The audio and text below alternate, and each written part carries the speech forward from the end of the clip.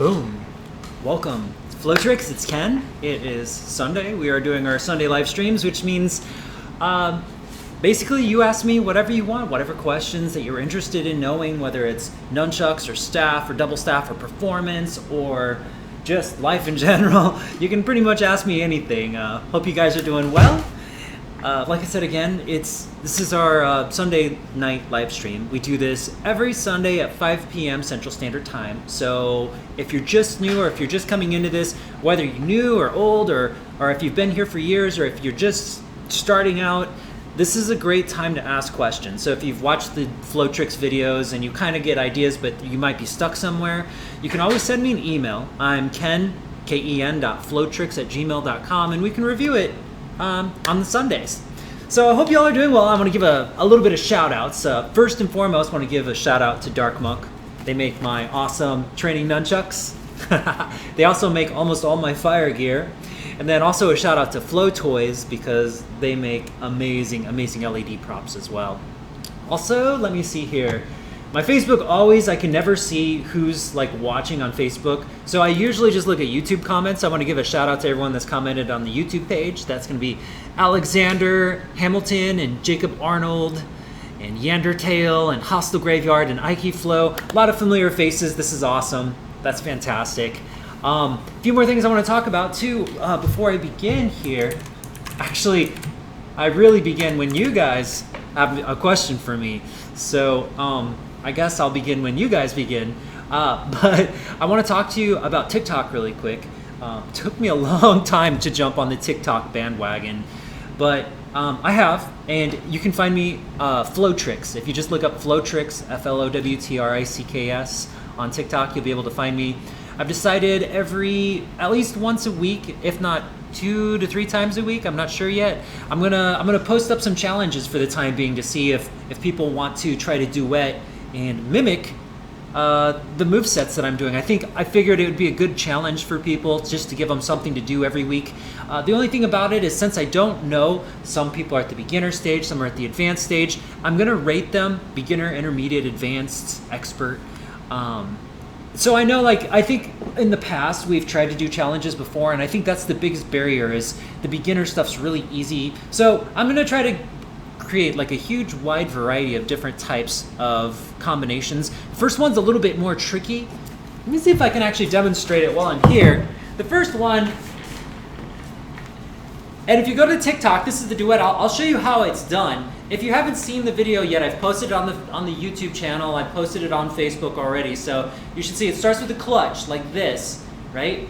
And then what we're going to do is we're going to move it out into 2 front grips, and we're going to do a hand roll to get this into a back grip. Like I already missed it. So here, pull it out, or here, we're going to pull it out here. We're going to do a hand roll, and then I'm going to slap the other side down and I'm going to grab it. This puts us into 2 back grips like this. I'll kind of raise my thumbs. I'm giving you guys the secret so you can do this duet with me if you can. And what we're going to do is we're going to flip this inside out like so.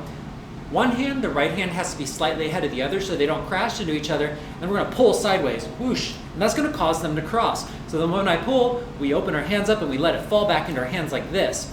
Now what we're going to do is we're going to kind of pull this outward to make it nice and tight, and we're going to push these to cross while we lift our hands up, and that's going to cause it to crisscross, almost like butterfly wings, like that. It can sometimes be a little tricky to get that to finish, but that's the whole combo. I may not have actually gone to 2 front grips, I can't remember, but I do remember it was something like a hand roll to a slap. Now I'm forgetting because I did this already.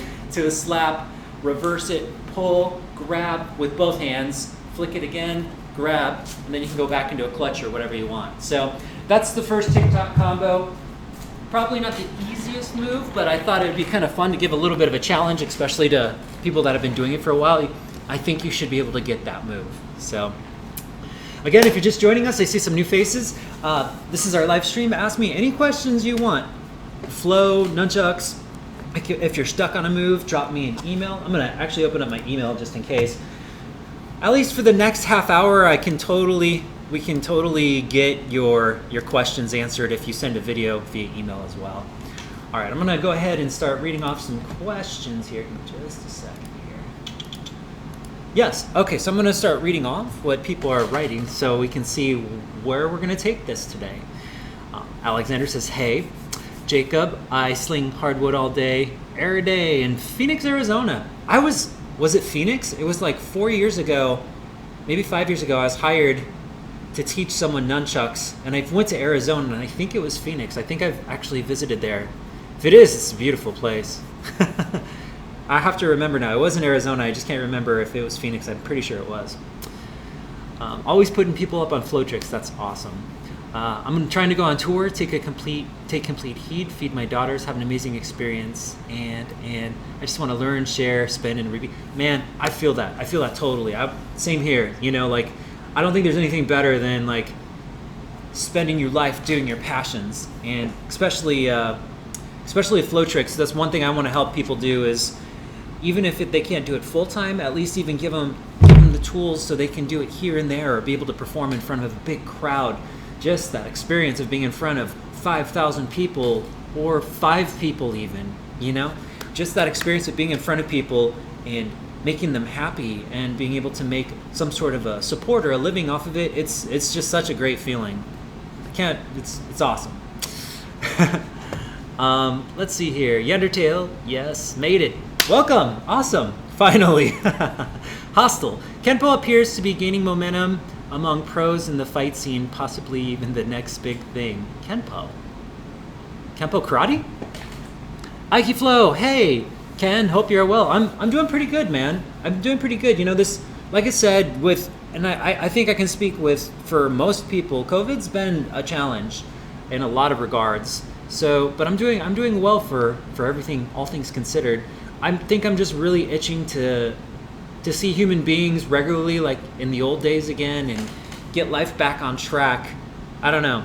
I'm really, really craving that. But again, you know, like I said, if COVID didn't happen, I wouldn't have had as much time to be able to like reconnect with the Flow Tricks audience and really understand how much this movement means to me, the ability to teach. And I wouldn't have even been doing live streams, and I've been doing it now for what, like a month and a half, I think. But it's been good, and I want to keep going with that. Okay. Oh, got some questions here. Okay, Yendertail, can you cover the back-to-back roll? Absolutely. Let's do it.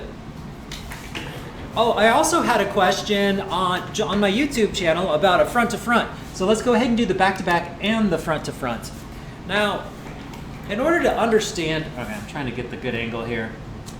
There we go. In order to understand a back-to-back or a front-to-front, it's hard because it has to be in motion for you to really understand how it moves. However, you can still make it happen without like using momentum, and I think that's a good way to start it off so you can understand the direction the chuck needs to travel in order to get to your hand. So we're going to be in a back grip like this. What I want you to do is just point it straight forward. So I'm here, it's pointing straight forward like this, okay?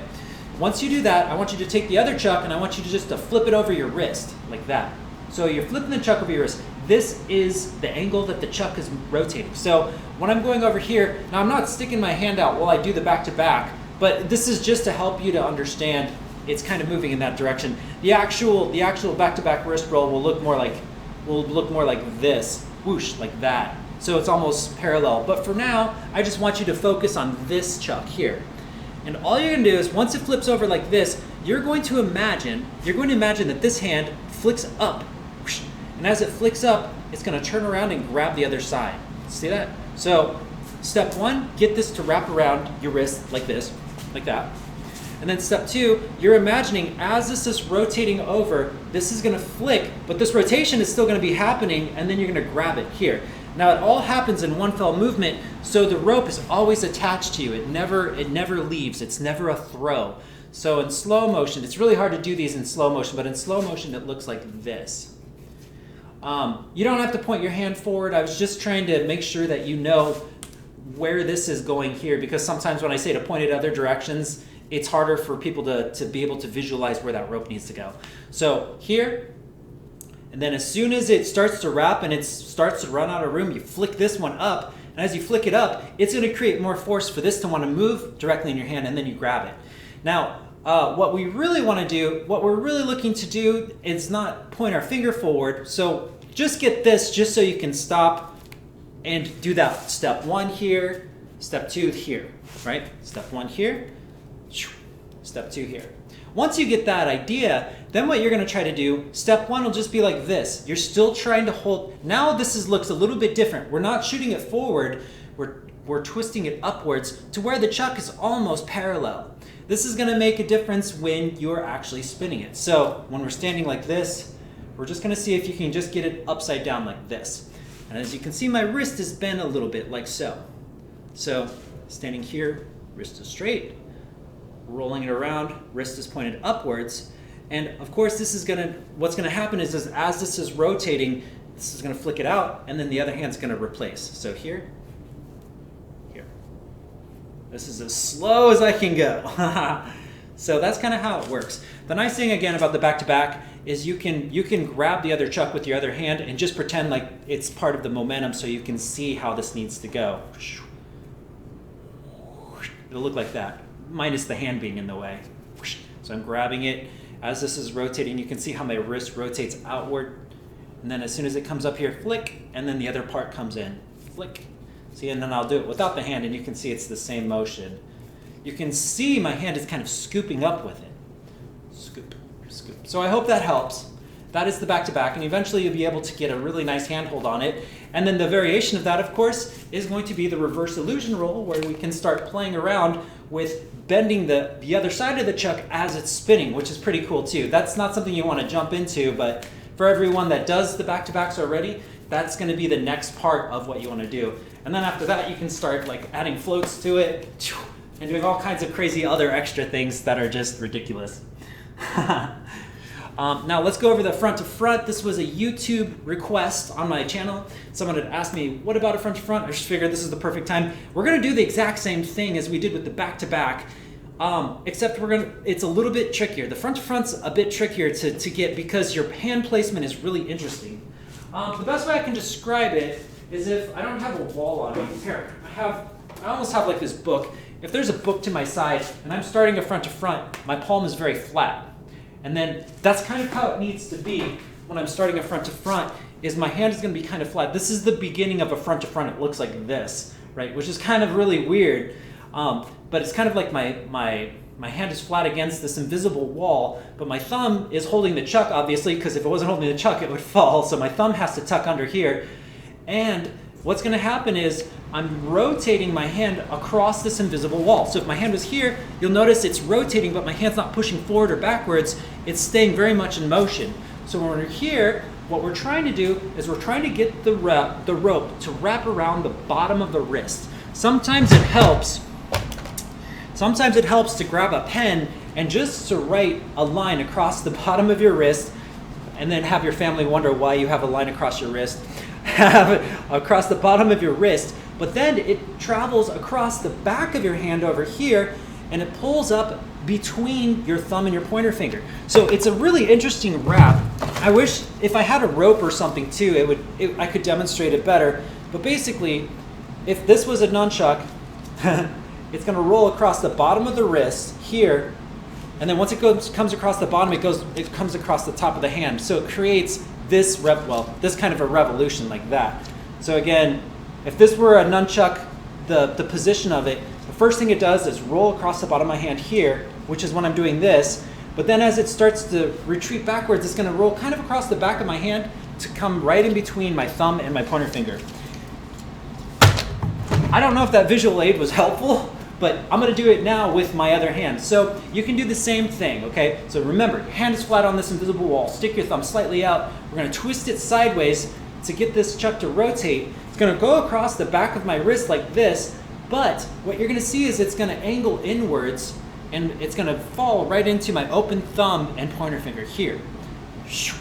Right there. So that's what it looks like.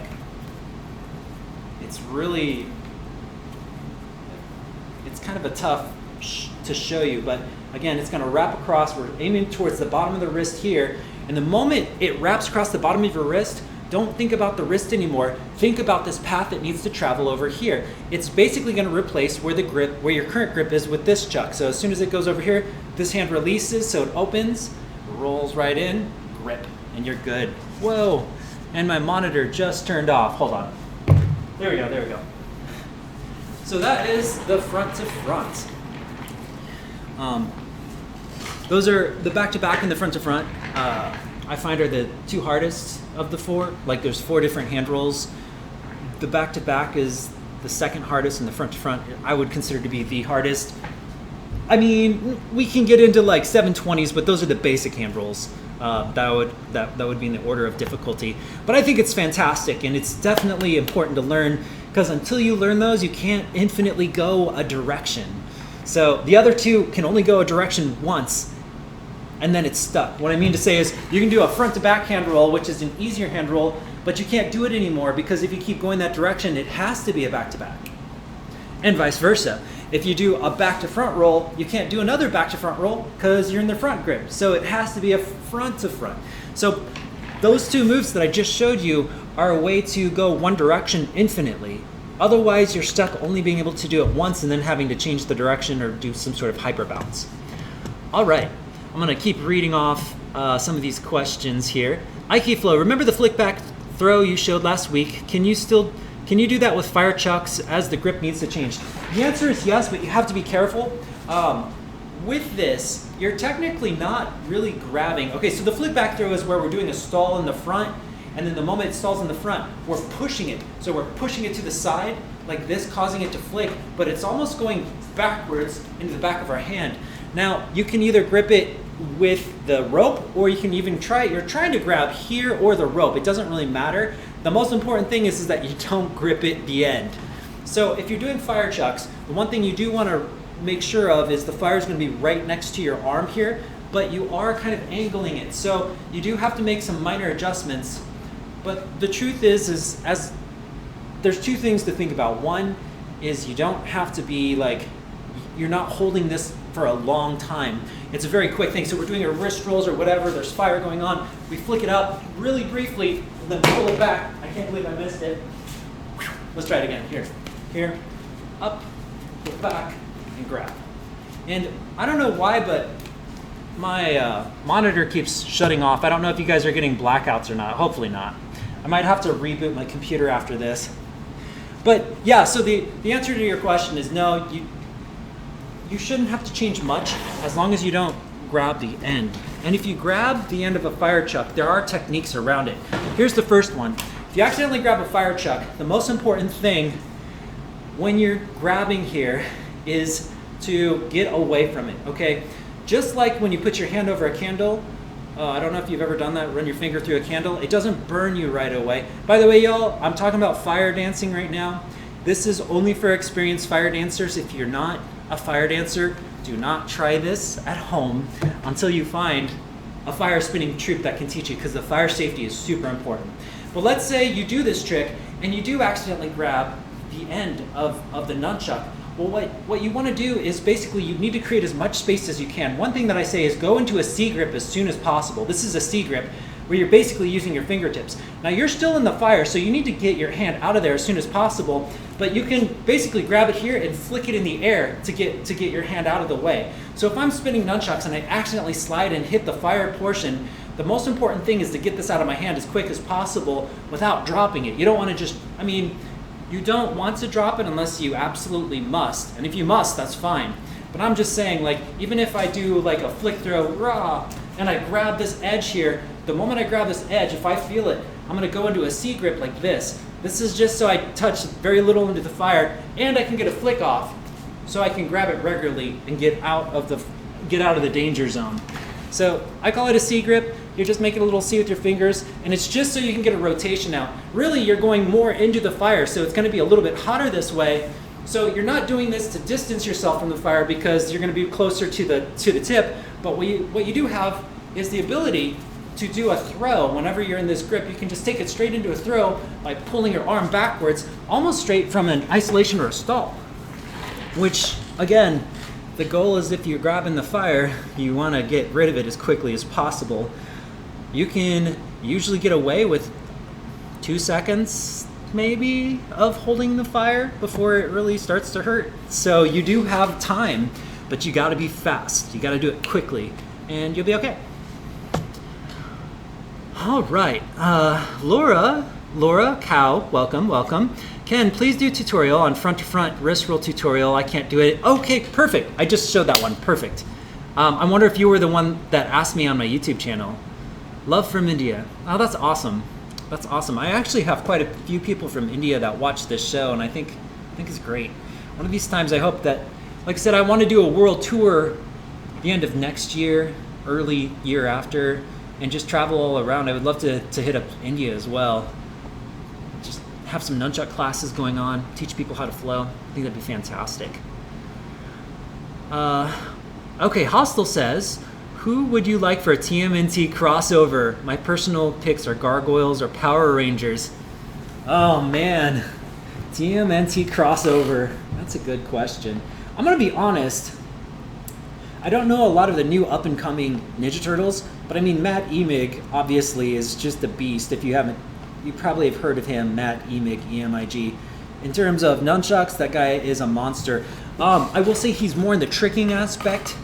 He does chucks, he does them well, but I just mean like his tricking is like phenomenal and his speed is insane. I feel like he would be perfect.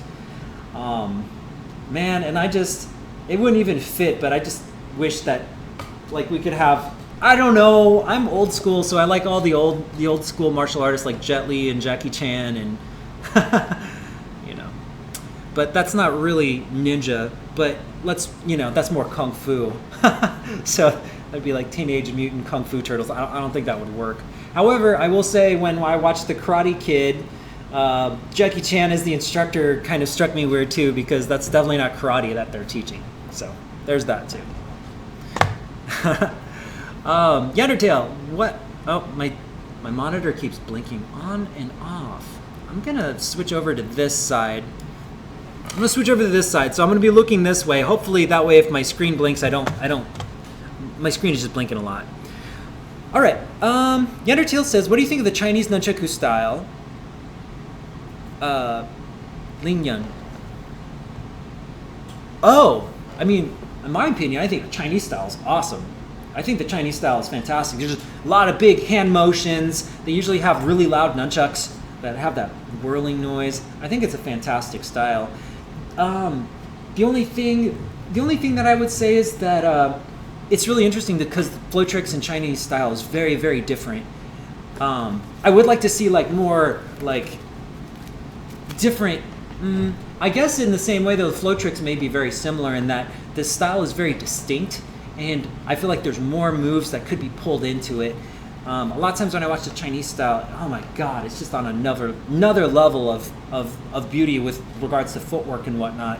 But sometimes it is nice to see other technical Western style. Like I'd like to see the blend of flow tricks and Chinese style together and see what that would look like. I think that'd be really cool because we definitely are on different sides of the spectrum when it comes to style. Oh, let's see. Hostile Graveyard. Exactly, karate as in Stephen Wonderboy Thompson. Yes. Neanderthal says, thanks. Josh says, I've been learning for about 3 months now. I suck, but I've gotten a lot better than I used to thanks to you. Awesome. How was it like when you started out? Sure. So when I started out, no, I did not invent this freestyle nunchucks at all. I found an online forum that did it, but there was no easy way to learn it. But for me, like, I locked myself in my room and I trained. I actually had a week of vacation planned, and when my vacation fell through, I spun nunchucks the whole week. It was great. I probably put in like 40 hours of nunchuck spinning. For me, it was always a self-exploration. So whenever I learn, I usually don't learn off videos or people helping me. When it comes to stuff like this, I just have to explore it on my own. I have been a martial artist for 13 years prior. I did a variety of different martial arts. So I had a good background as to how to grip this and like how to already swing nunchucks. But what I didn't have was the artistic flair.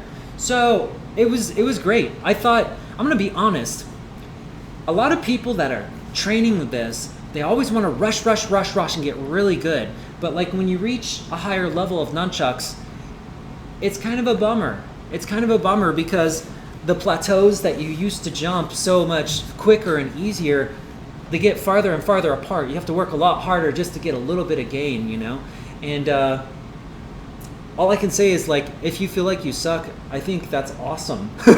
Because sometimes I wish I was back one thing that I love about teaching beginners is showing them, like people that are new, is showing them all the possibilities. Unfortunately, like I've seen a lot of the possibilities, so it's harder for me to be dazzled, you know, and in a way I'm a little more jaded because of it. It's harder for me to get into the flow as much because it's just more comfortable. It's more like a tool. I lost some of the starry-eyed fascination with it, which is tough. And it's also the reason why I study a lot of different props, whether it's staff or two staffs or one chuck or two chucks or projection mapping. I like try to learn all these things, that way I can stay a beginner and I can stay learning. Again, I can always keep making up new nunchuck tricks. It just goes on and on and on. But there's definitely something awesome about the process. And once you reach a certain level, that process kind of, I don't want to say disappears, but it gets really concrete, and it's a lot harder to make those jumps that you did in the beginning. So enjoy it, man. Enjoy sucking. Sometimes it's the best place to be, man, because that's where you're going to make all your jumps. That's where you're going to put all your growth. That's where all your foundations are going to be, is going to be now. And then when you're at a higher level, which what most people want to be, it's all dependent on the time that you're doing now. So, you know, there's that. All right. Krazar. Hey, Ken, love your content. You're a great teacher. I just picked up staff spinning and would love to see more staff tutorials. Absolutely. You know, another thing you can do, we have these live streams happening. May not be able to get to it this week, but next Sunday for sure, send me an email, ken.flowtricks@gmail.com. Show me a video of what you're doing. We can review it together. I can take a look at it. I can tell you what my thoughts are for where you can take it. Again, with the live streams, that's what I love about it, is I know it's going to help people. I could throw out random techniques all day and it's going to help some people here, some people there. But when people ask me direct questions, I know for sure it's going to help one person at least. Usually more than that, but I know for sure it's going to get one person. So yeah, I'd be happy to. I can show you a couple staff tricks too a little bit later if you want to know. Just need to know where you're at and what you're looking for. Ike Flow, what would you say is the best way to get in and out of chain unwinders? Let me show you. All right, we're doing a chain unwinder. Where do we go? There's a couple things. First, what do you do when you're in a chain unwinder? Well, let's first ask you. I'm assuming most of you know how to do a chain unwinder, but you're basically grabbing.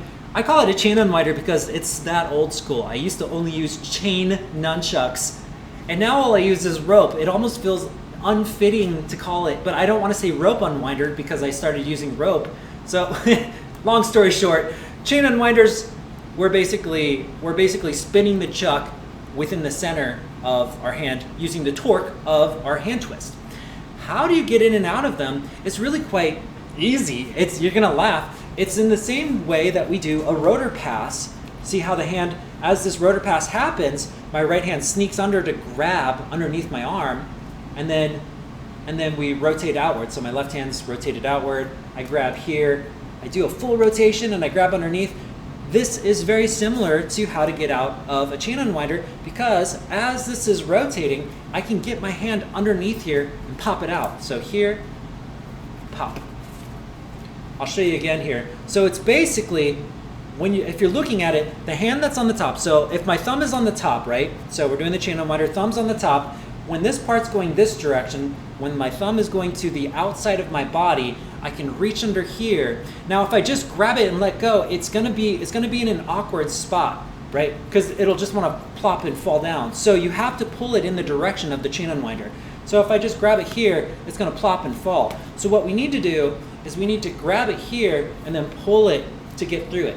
Here, there. I'm adding a front to front just for fun, but you can see I just grabbed it here. I'm sure you could do it the other way too, or you could even go like this. This is kind of interesting. I just made this up now.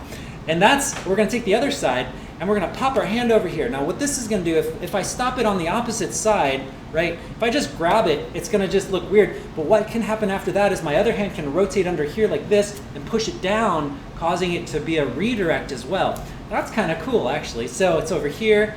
I can grab it this way. As this is rotating upwards, let me try this again here. I gotta figure this out. As this is rotating upwards from here, this is coming up, so the back of my hand just kind of grabs it and basically redirects it. I redirected it into a back to front roll. So it's here, grab it in back grip, this pulls over the top, crosses over. Let's see here. I see. So it has to be by the thumb again. You're grabbing the thumb side one here, and then it rotates out. That's what it is. Yeah, I just made that one up. So it's not perfect, but there's that. Now, there's also another option you can do, which is to throw it. Now, to throw a chain unwinder, you're not really thinking about giving it a big twist because you're already giving it a big twist. You just want to give it a launch. So you're going to probably do it when the chuck is going clockwise. This is counterclockwise. This is clockwise. When it's going clockwise, I just want you to, and that would be the time that your hand opens up too. That's a perfect idea. Whenever your hand's opening up, you know how we have open, closed, open, closed. When it opens, right, get ready, and then as soon as we go the other way, we're gonna rotate it upwards and lift it out. So open, close, open, launch, like that. And the way it's launching is through the back of the thumb. Is really, most of it is happening from the back of the thumb twisting. So if you were to think of it any other way, it would be straight from here and it's just twist that happens. Now it's gonna fly out of the way because I need the momentum to be happening for that to work right. Otherwise it's gonna be kind of wobbly and wonky. So it's understandable that you can't do this except for through a chain unwinder in that way. But again, wait till your hand's open, and then as it rebounds, lift your hand. Lift your hand as it rebounds and just kind of open it up and lift it towards the sky. So that's 3 ways. I'm sure there's more. I mean, there's got to be tons of ways to do it, but I really like that way. And another cool thing that you can do if you can do chain unwinders that way is you can try to catch it by the rope or the chain as well. And then that creates whoosh. That creates the ability to do a chain unwinder on the other hand and go back and forth. Whoosh. Oops. Back and forth. I missed that one. It wasn't pretty, but I got it. Looks like my left hand's a little bit better at throwing it than my right. It's gonna take some practice, but as you can see, we can exchange chain unwinders back and forth through that same throw. We just, as it's rotating in the air, we're really trying to grip it, get it caught between the thumb, and then either make a fist or, open the hand. Pretty cool, right? So those are the many variants of chain unwinders. All right, let's see. There's perfect. Now Laura asks, can you please upload? Oh, monitor turns off again. I'm not sure why my monitor's blinking so much. It's jealous. It's jealous I'm doing a live stream. Laura says, can you please upload a tutorial briefly on Ninja Circus Nunchaku? I tried but can't do it. Please, I love you. Please do visit India and I'll invite you and let you meet my mom. That'd be awesome. Yeah. Oh man, that would be fun too. So if you're a tutorial on Ninja Circus Nunchucks, I mean, when I say Ninja Circus Nunchucks, what I'm really trying to say is it's creative weapons. I just want to make sure that people realize that, so whenever I say Ninja Circus, it's not really a technique per se, it's the flow trick style. And the reason why I call it that is for a few reasons. The biggest one is so people don't mistake this as a combat art. I've deliberately put circus in there so they understand that this is not fighting techniques. There's some techniques in here that derive from fighting, much like capoeira. There's fighting techniques within it, but it's hidden in a dance. And it's kind of the same thing with flow tricks as well. So when I say Ninja Circus tricks, it's pretty much all the tricks that I'm teaching. It's just a way for people to identify it so they don't get all mad and call it a McDojo when they don't understand that I'm not teaching fighting from the get-go. Not at this time. Not at this time. That's all.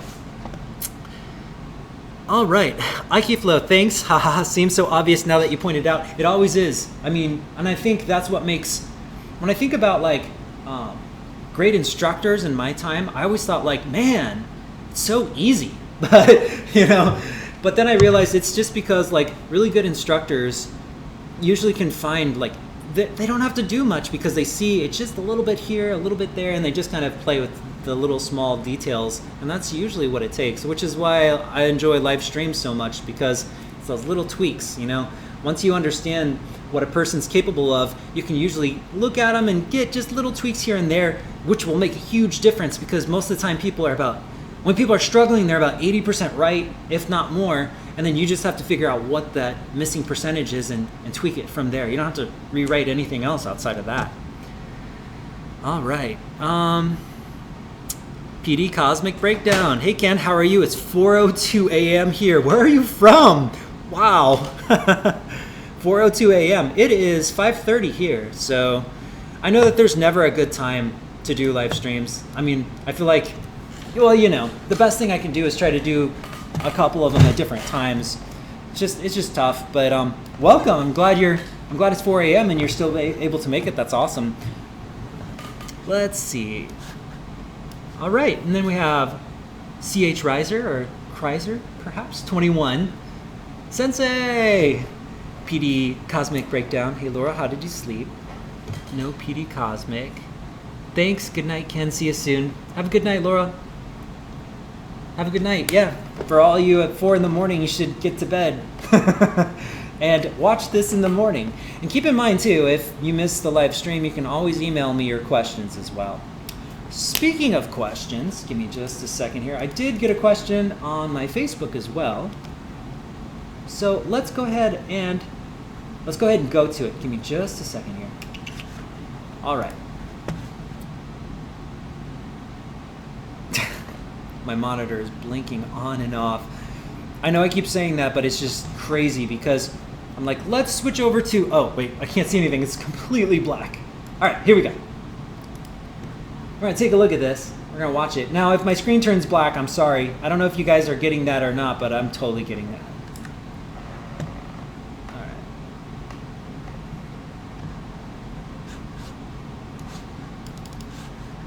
Just a second here. I'm going to see if I can, there we go. Nice. Okay. Right now, I will say it's a little bit hard to see your video, just because it's in photo negative. It's really hard for me to tell the techniques as easily. It would be helpful if we just had a regular raw video that where I could see it better. But I can still see it. It's just a little bit. I just have to focus a little bit more. I see you've got good horizontal hand rolls. Good. Nice.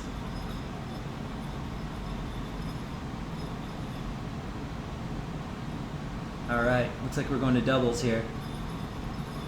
Ah, split time hand rolls. Very nice, very nice. We should add some extensions to that.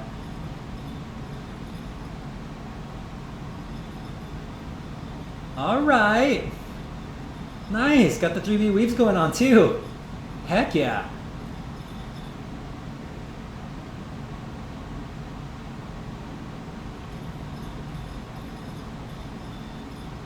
All right, so we've got the L strikes.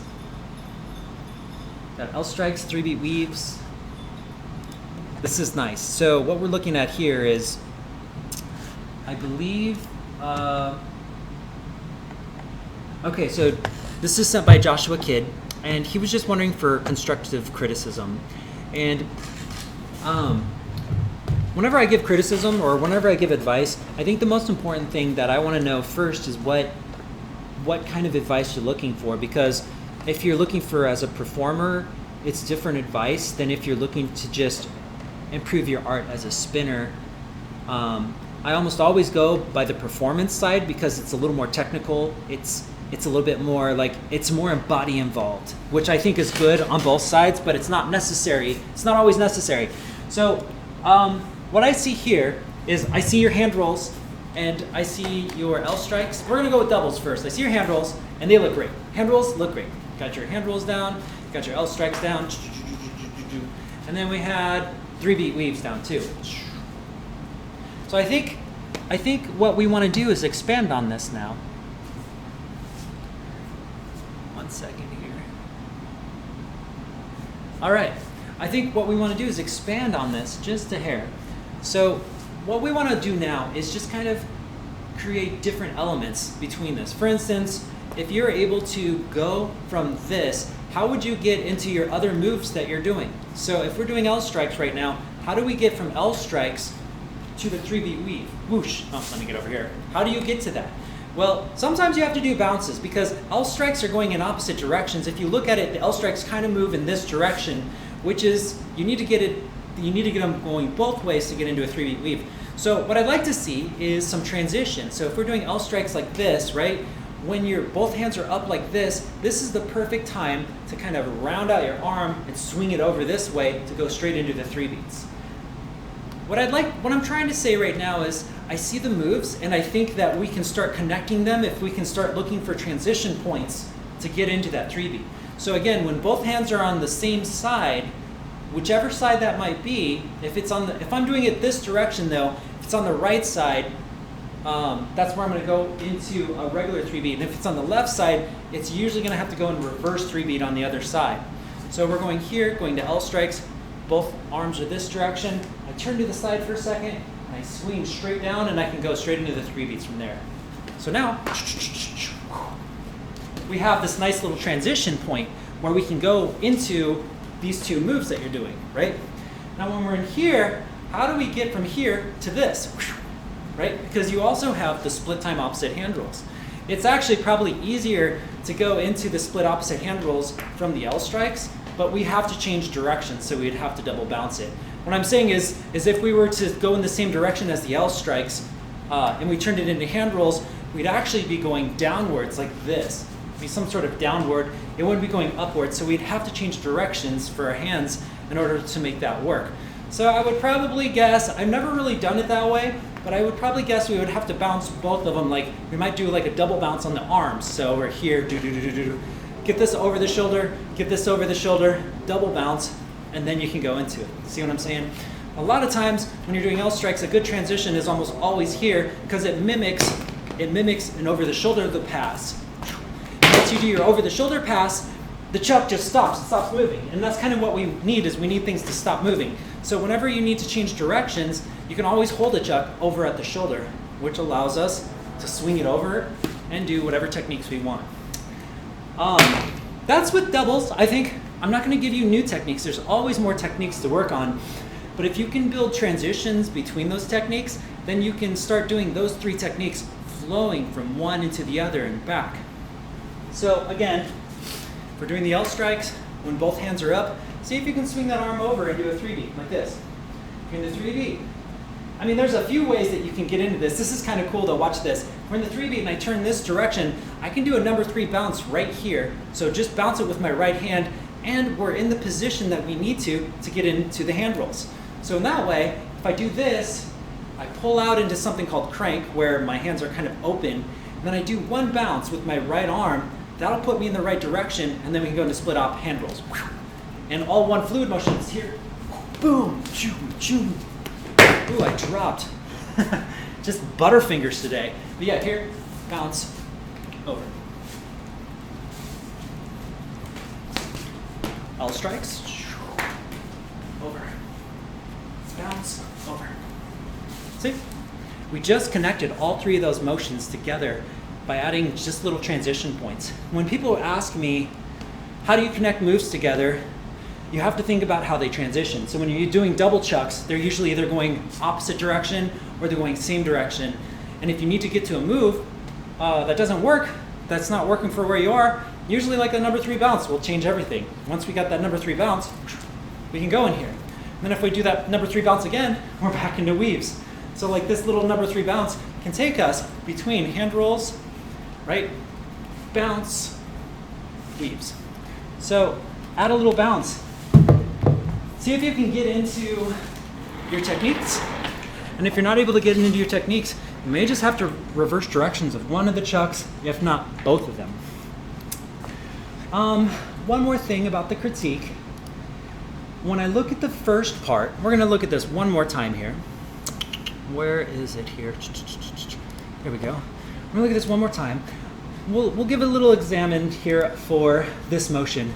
One thing I really want to encourage is watching how your body moves, because right now the nunchuck is controlling your body. The nunchuck's controlling your body in that as you're spinning, oh, my screen went blank again, hold on. As you're spinning, your body kind of moves and turns with the direction of the chuck to try to compensate for it. That's really nice. I like those motions. What I would challenge you to do next is to start working on your stance a little bit. So what I'd like to see is first stand up straight, get your chest straight out, kind of have this solid, kind of get your legs shoulder width apart as opposed to standing still. I'm gonna see if I can try to, and this is something that a lot of people do, but a lot of times when they spin, they may like kind of clamber up like this. And it's almost like, what it is you're creating a line, right? This is kind of like a line, like as you're spinning or whatever, even if you have good techniques, if your body is kind of stiff or if it's really tightly wound together, it creates a different dimension than if you just straightened your legs out or made a triangle. Like basically what I'm trying to say is triangles are more stable. So see if you can just spread your legs apart a little bit wider, bend your knees, keep your chest straight up, and do those same motions. Now it doesn't have to be that wide, but as your legs come together, think of when they come together as like almost like it's unstable. Like this is kind of an unstable positioning for your footwork. So if your feet do come together, it's good if it's because you're doing a turn, but then you want to kind of pull back out. Oops. Hold on. I have a lot of stuff in the way. So what I'm trying to say is wide creates stability, close together creates instability, which is fine. Create instability when you're turning, but then finish wide, you know? Finish a little bit more in a triangular pose, and it'll help the way things look immensely. Again, and another thing is, you can move forward and to the side. When we talk about footwork a lot of times, there's a lot of ways you can move, but generally speaking, if you move forward, you want to move forward to create more intricacy, to create more like intensity. Otherwise, you generally don't want to move forward. Like if I'm doing this and I'm moving kind of diagonal and my legs are together, so it kind of feels like this unstable motion, what it kind of makes it feel like is kind of like this randomly moving choo-choo train that kind of moves through. And again, this is all performance-based, but it definitely helps. And this can work. You can do this if you eventually finish it with something more stable, something solid, something that just lands it back to the ground.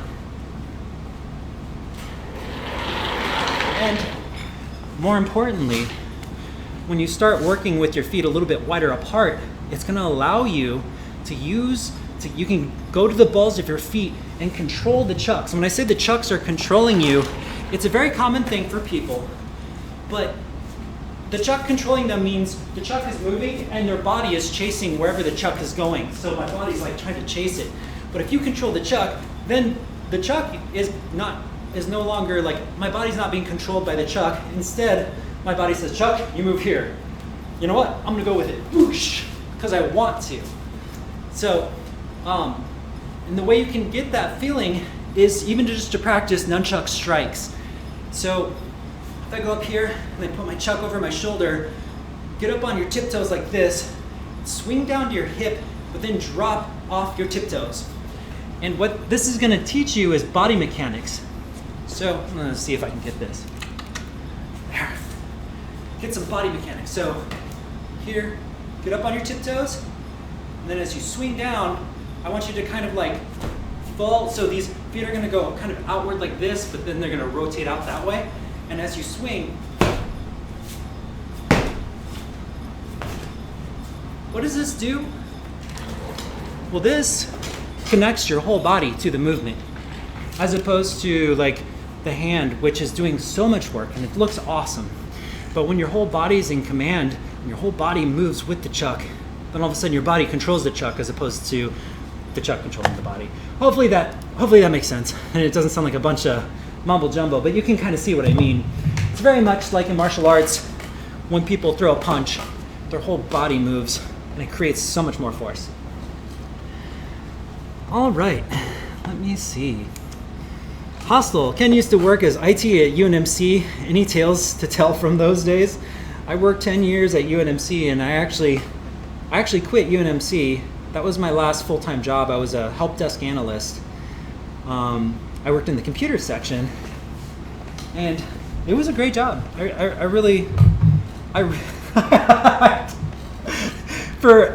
struggled. Okay, but for a lot of people, it was a good job. It was very kosher, super easy. I could do it in my sleep. I composed music while I was there because it was so easy. And I actually got in trouble because I worked too hard there. I actually was working, my number stats were high, and it was making it wasn't making everyone look good. And so I started getting like politics thrown at me, and that part was kind of crazy, which is why I love working for myself, because I just really like I work hard. Like I love to work hard, and to be punished for it really like made me upset. It was really not like the best gig in that way, but it really overall it was a good job. I feel like anytime you deal with, like, it's a university, anytime you deal with big companies and stuff, there's always politics to get over. But I'm in a place now where, working for myself, it is so hard. Like, you gotta work your butt off. Like, you gotta work so hard just to get a little bit. But at the same time, it's like there's nothing holding you back. You can work as hard as you want, and when it does pay off, it pays off 10 times as good, because it's all your efforts that have created it. So, UNMC, man, I don't want to talk about it too much, but it has given me, like, when I work there, it has shown me, like, what people believe experts to be, and what I've seen experts say and do are different. And it makes me realize that just because someone is in an expert position does not mean that they are an expert at all. And I won't say much, but I will say I knew a guy that was above me, and he thought that flipping a printer upside down would drain the electrons and fix a computer. A printer, actually. So, anyways, enough about that. But there's some fantastic people that work there. But all in all, my heart is in motion. Being stuck in a cubicle for 10 years almost killed me. And now I'm doing what I love to do. So, it's awesome. CH Rise. Is it? I'm sorry, I always say CH Riser, but is it Kreiser or is it CH Riser? Let me know. Keep up the spirit, Ken. We always support you, and you're the best teacher for me. I can only say thank you for all the lessons you've given. Oh man, you're most welcome. You are most welcome. I'm just happy to be here, being able to do this. Again, I came from I came from a regular day job thinking that was going to be the rest of my life. So for this to pick up, I'm just grabbing and going full force as much as I can. Between performing and this is just my life.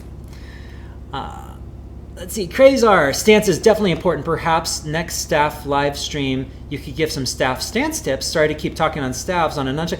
No, this is not a nunchuck stream. This is anything. You can ask me whatever you want. Yeah, I mean, when it comes to stance, basically the stances that I use are all the same. I'm looking for my staff right now, and I think it's tucked away this time, but I can bring it out next time. The stance between a staff and a nunchuck are very, very similar. Now, keep in mind the stance that I do is hybrid martial arts, but we're not fighting, so I don't need to have my right foot forward, my left foot back, and I don't need to have this triangular position where we have to keep this guard up front, but we also have like room to parry or whatever. So we can stand like this or in a horse stance because no one's going to kick us in the groin, and punch us directly between the eyes. So what we're looking for is a way to command our props with our body. So we can not only will it give us more force, but it's a presence that people can see. And we need a way to be mobile and to be able to move accurately, to be able to move with finesse. And there's just certain moves, like the stomping that I do a lot of times, definitely adds a lot of force. Also, another cool thing about the stomping for Aiki Flow, if we're talking about fire nunchucks, is it's a great way to put out a chuck. When you're like 3 minutes into the chuck, it's about ready to burn out. Getting up on your feet and slashing down is a great way to put the flame out. And it usually makes the crowds love that stuff. They usually clap. So the chuck's about ready to go out, and all of a sudden we get up and we just stop, This side of the chuck definitely blew out because the force of the speed blew out the fire. So it's a cool little theatrics to be able to have that much power. It's nice. It's nice. Yendertail, thank you for being who you are and helping everyone. I've been having some hard times and you've helped me emotionally a lot. That's awesome. No, I really, I don't even know how I could ever repay you. And I've thought about this too, because there's been people that have helped me as well, and I'm just paying it forward. And I think that's really what it is. I don't think it's about, I mean, there's definitely ways that people can help flow tricks, aka like beep, you know, being able to support it financially, you know, is a way to help me keep going. But if we're actually talking in terms of like being able, like, how do you measure that? Like, I remember when someone sent me a message and I don't want to get into it too much, but someone had passed away who was really into martial arts and they wanted to learn nunchucks in honor of that person. It's like, how do you even, like, I don't even know how to respond to that, but what I can say is like, all we can do is pass it forward and hope it helps people. So if you want to repay it back, I think the best thing to do is to teach someone else, give them the tools, because you might be able to help them in the same way. And if everybody did that, we'd have a different world, right? It'd be pretty cool, I think. Aikiflow, I was thinking about your DVD. Maybe Udemy could be an option, or something like Moodle. You know, I thought about Udemy a long time ago. I'm just unsure. Maybe. Maybe. The DVD is going very slowly, by the way. It's moving, but I'm such a perfectionist. I've scribbled way too many times and re-recorded the same thing. I think I just need to just accept a way and do it, though. But it's still happening. It's just very slow, you know me. So, all right, with that said, I think I've caught up to many of the questions. Let me see here if I do see something going on over here. Give me just a second. On my Facebook, going to my Facebook to see if there's any questions here. Awesome. All right. So I think I've gotten through most of the questions right now, but if you have any more questions, I'll probably be around for about 10-15 more minutes to answer whatever you all need. Otherwise, I'm just gonna go back. I say we should explore more chain unwinder stuff. I don't even know what we're gonna do yet. I want to look at this chain unwinder and think, what else could we do with this thing? Yeah, hostile graveyard, draining the electrons, was he? Yeah, and he was the highest of the high, meaning you could not go higher than this person in terms of technical where he was. Like, there was no level higher than him, and I was below him. Hearing this stuff, realizing that he's considered to be an expert, and realizing that we can't always just trust experts. That's all I'm saying. Like, just because an expert says something does not mean it's true, because what's more important is if an expert doesn't know the answer but he wants to be an expert, does he make it up or does he say he doesn't know? And if they make it up, there's a percentage of people that will. And that's kind of scary, but it's also very true. So you can't always take people's words, even if you want to believe it, even if it makes the most sense. You still got to question that, because he may be saying to drain the electrons by turning that upside down, which makes no sense at all to anyone that does computers. But if you're on the outside and you know nothing about computers, you might flip that thing upside down, which is why you should question even people in authority, because they might be making stuff up. Chain unwinders. So another thing you can do, which is even easier, probably the easiest, is as the chain unwinder is going through the pinky finger here, we can just reach out and grab underneath. And this should allow us to just, so as it's coming, I grab where the pinky finger's at, and then my hand just kind of slides out, and it becomes, we're back into, oh yeah, that's pretty easy. So I grab it here, and then I slide my hand out, and then we're into X-catch territory. We're in a front grip and a back grip. Hostile says it's commonly referred to as bullshido.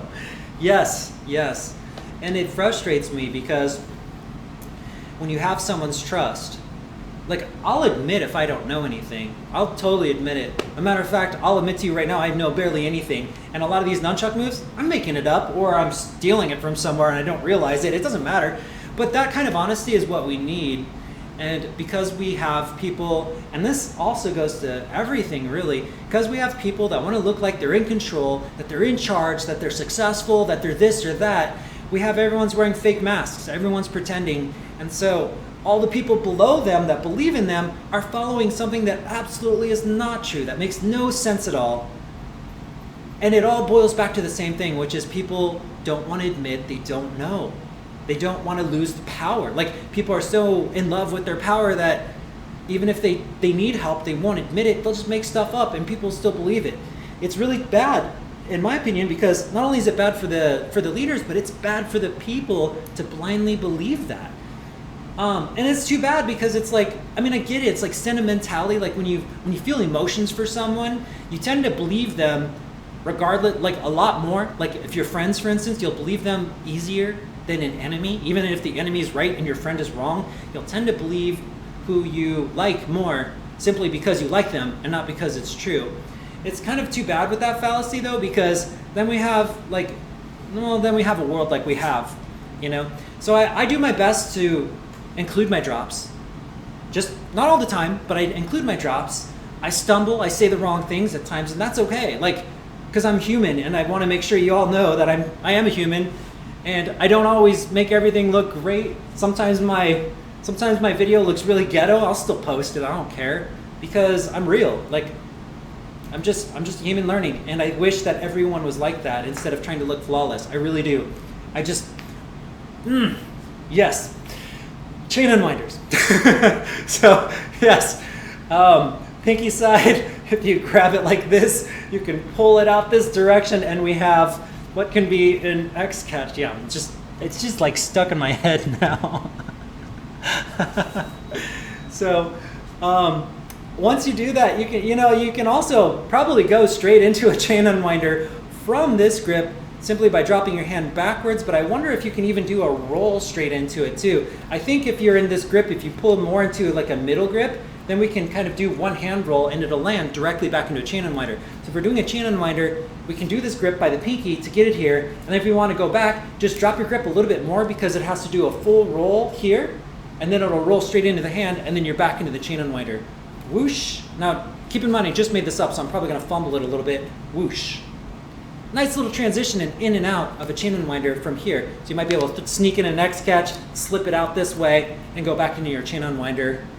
Grab, swish, chain unwinder, whew, grab, X catch, back, swish, back to chain unwinder. Kind of neat, right? So what you're really compensating for is the fact that it has to travel across the back of the hand to get to the rope. So we just have to grip a little bit lower. Again, I'm in play state right now, so I'm making all this up. There's no name for that. Just slip and grip. That sounds horrible.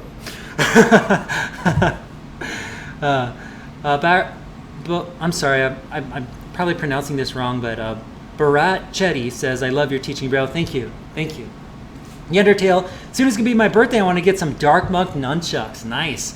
Are the ones you have black ones or the yellow ones? I mean, these are considered yellow. You can pretty much choose any color you want, though. Yellow is my favorite just because a long time ago, I had something called bumblebee chucks, and they were just foam nunchucks that I bought some yellow electrical tape, and I wound it in a spiral, and it looked really good in videos, and so I just kept with yellow. I mean, you probably can find old videos of me 10 years ago spinning these bumblebee chucks, and they're just foam nunchucks with this yellow spiral. So I don't know, I'm really partial to yellow. But you can get whatever color you want. I tend to think like, even if you look at me right now, because I tend to wear a lot of black anyways, but the yellow just pops.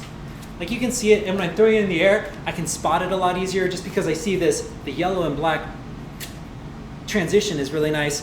So you think, well, what about white? But I feel like white, because they're nunchucks, they're gonna get dirtier faster. White definitely will turn gray. It just looks dirtier to me, unless you keep them pristine and clean, which is not the point of nunchucks. So there's that. But yeah, no, that's awesome. That's awesome. Congratulations on your upcoming birthday too. Another trip around the earth. Let me know when it is. All right.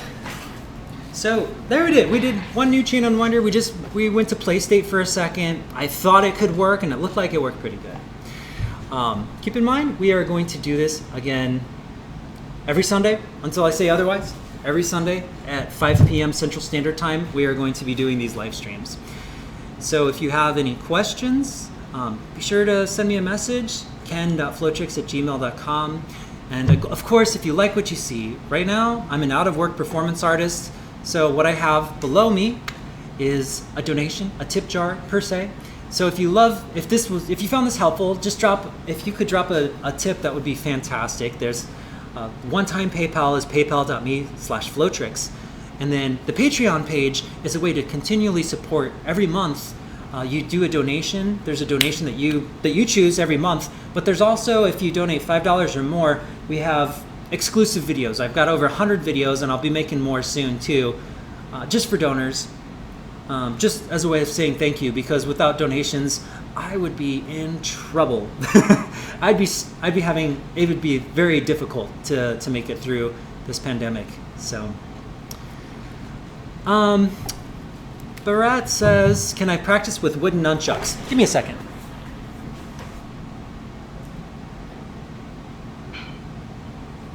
All right. These are wooden nunchucks. If you notice, they flow the same. They'll hurt a little bit more if they hit you. But there's not much difference. The argument between the reason why I suggest against wooden nunchucks is simply because I don't want you getting hurt if you hit your bones, because I permanently damaged my elbows when I used to always do wooden nunchucks. Matter of fact, let me see if I have them. You're gonna like this. I found my hex pads. When I do wooden nunchucks, because of the damage that I've sustained, I have this weak point in my elbow. If I ever hit it, my hand goes numb and I drop it, and I'm not able to like close my fist very easily. And it's a long story. I've talked about it before, but I got something called hex pads, and it's on Amazon. They're like 20-30 bucks. But you put it on here where you're most likely to hit yourself, and it's just like this nice cushion. But what you can see is they're hexagonal foam pads, so they can bend, which makes this a really very nice tool for people that do want to use heavier nunchucks but not hurt themselves. Does not protect your face, doesn't protect your groin or your vitals, but most of the time it's the elbows that kill you. I went years where I couldn't lay on my elbows. Like if I was laying in bed, I couldn't put my elbows down because they were so messed up from all the times I hit them when I was first training, when I was first practicing and learning how to get my plane straight. So that's why I don't recommend woodens, but if you have them, use them. That's how I started too. Just be careful. Just be careful. Watch your bones. Don't go too hard. I find that if you can train another day is more important than learning the lesson with broken bones. So, hope you guys are well. And again, I hope you all enjoyed this video. We'll be back next Sunday. I'm still thinking of new things. Again, don't forget, I have a TikTok, and I'm going to be doing challenges on there. So go to TikTok, look for Flow Tricks, find me on there, see if you can do a duet and do some of the tricks that we're doing. That'd be great. Until then, I will talk to you all soon. Take care.